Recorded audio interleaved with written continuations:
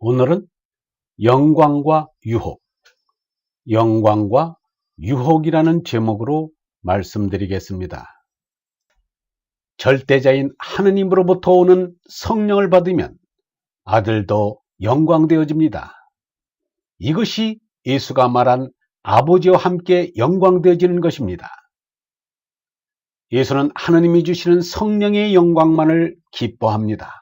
그런데 사람들은 저희끼리 영광을 주고받습니다. 그 영광은 영광될 까닭이 없습니다. 뿐만 아니라 사람들은 하느님으로부터 오는 영광을 구하지 아니합니다. 맹자는 임금이 주는 벼슬인 인작을 가볍게 알고 하느님이 주시는 벼슬인 천작을 귀중히 알라고 하였습니다. 맹자는 사람이 주는 영광보다 하느님이 주는 영광을 소중히 생각하였다는 말입니다. 사람이 주는 영광이란 지배자가 주는 자귀, 훈장, 표창 등입니다. 또 대중들의 환호, 지지, 선물 등입니다. 이 영광은 영원한 생명인 성령의 영광에 비길 것이 못됩니다. 그것은 허무하기 이를 데 없습니다. 예수는 하나님의 아들이란 자각을 갖게 될 때 세 가지 시험을 받았습니다. 첫째가 광야에서 줄였을 때 하나님의 아들이거든 명하여 이 돌들이 떡덩이가 되게 하라는 것이었습니다. 그때 예수는 사람이 떡으로만 살 것이 아니요 하나님의 입으로 나오는 모든 말씀으로 살 것이리라고 하였습니다. 둘째는 거룩한 성 꼭대기에 올라가서 네가 만일 하느님의 아들이거든 뛰어내리라고 하는 것이었습니다. 예수는 하느님의 아버지를 시험치 말라고 하였습니다. 셋째는 지극히 높은 산으로 가서 천하 만국과 그 영광을 보여 가로되 만일 내게 엎드려 경배하면 이 모든 것을 네게 주리라고 하는 것이었습니다. 예수는 너의 하느님께 경배하고 다만 그를 섬기라 하였느니라고 하였습니다. 성경에는 예수께서 성령에 이끌리어 마귀에게 시험을 받았다고 하였습니다. 성령은 얼라이고 마귀는 제나입니다. 성령의 나와 마귀의 나라고 하여도 됩니다. 예수 속에 있는 성령의 나와 마귀의 나가 대립하다가 마귀의 나가 성령이 나에게 나라는 주권을 바치고 마귀의 나가 성령이 나의 종이 되는 것입니다. 이는 하나님이 보내신 성령의 나로 거듭나는, 다시 말하면 위로부터 나는 과정을 보여준 이야기입니다.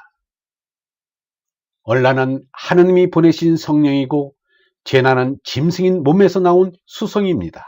이 수성이 마귀인 것입니다. 유혹의 시험이란 마귀인 제나를 인정하라는 것입니다. 그러나 제나를 부정하지 않으면 성령의 나가 주권을 잡지 못합니다. 첫째, 둘째의 시험은 얼라가 하느님 아들이지 몸나가 하느님 아들이 아니라는 깨달음입니다. 그러므로 몸나로 하느님 아들 노릇을 하려고 해서는 안 된다는 것입니다. 돌로 떡을 만들고 높은 데서 뛰어내려도 죽지 않게 하여야 된다는 것, 나로 이적기사를 일으키려는 헛된 생각을 버린 것입니다. 셋째는 세상의 영광을 누리며 제너로 살 것을 유혹하는 것입니다. 유혹문은 말하기를 예수를 유혹한 자가 예수를 데리고 높은 데 올라가 밑에 있는 도성을 내려다 보이면서 모든 영광을 너에게 줄 것이니 내게 굴복하라고 말하였다. 상대색인 이 세상을 인정해야지. 그렇지 않으면 너희는 남에게 뒤떨어진다. 죽는다는 것이다. 이것이 무리다. 도둑놈이 세상에서 도둑질 안 하면 못 산다는 것과 같다고 하였습니다. 세상의 영광을 마다하고 하느님만 사랑하기로 한 예수는 넓은 길을 내버리고 좁은 문으로 들어갔습니다. 그런데 오늘날 우리들은 어떤가? 세상의 영광을 마다하고 하느님만을 사랑하기로 한 사람이 몇 사람이나 되는가? 세상의 영광을 차지하겠다고 서로 아우성입니다. 세상의 영광은 영광이 아닙니다. 유혹이요, 미혹입니다. 학교들이 저렇게 많은데 왜 존경할 인재가 흔히 나오지 않는가? 교회들이 저렇게 많은데 사모할 신앙인이 왜 그렇게 나오지 않는가? 모두가 세상의 영광에 눈이 팔렸기 때문입니다.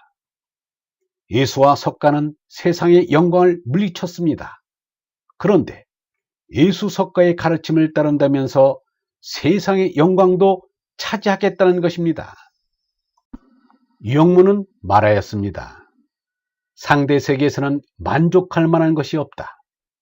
그러므로 상대 세계에 한눈 팔 겨를이 없다. 그래서 응무소주 이생기심이다. 참 좋은 말이다. 이 상대 세계는 머물러 마음 붙일 데가 없다는 말이다.